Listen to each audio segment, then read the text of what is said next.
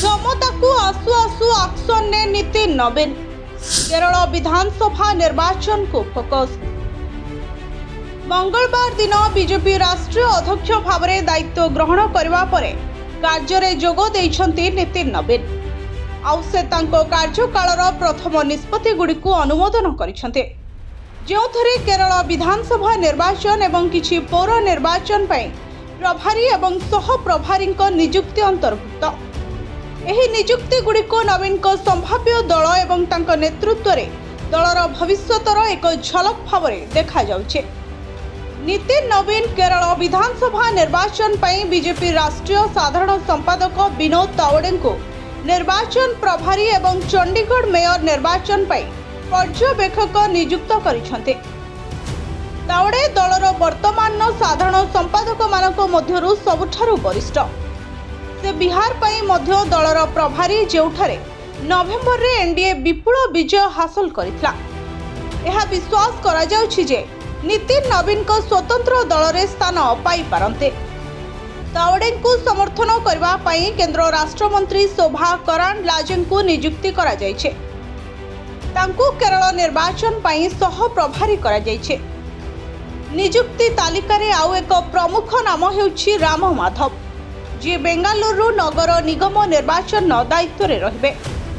माधव तत्कालीन बीजेपी सभापति अमित शाह अधीन रे जातीय साधारण संपादक भाव में कार्य करथिले। 2015 रे बीजेपी एवं पीडीपी मध्य मेंट स्थिर हेबा समय रे से जम्मू काश्मीर पई निर्वाचन प्रभारी मध्य थिले। 2020 रे राम माधव को आरएसएस को पठाई दिया जायथिला। एहा परे तांको 2024 जम्मू काश्मीर विधानसभा निर्वाचन पई दलर निर्वाचन प्रभारी भावे नियुक्त करा जायथिला। पूर्वतन राजस्थान बीजेपी राज्य सभापति सतीश पुनिया को बेंगालुर नगर निगम निर्वाचन पई माधवଙ୍କ सह प्रभारी भावे नियुक्त करा जायछि। विधानसभा निर्वाचन ने पराजय परे पुनिया पुनर्बार सुजोग खोजुथिले।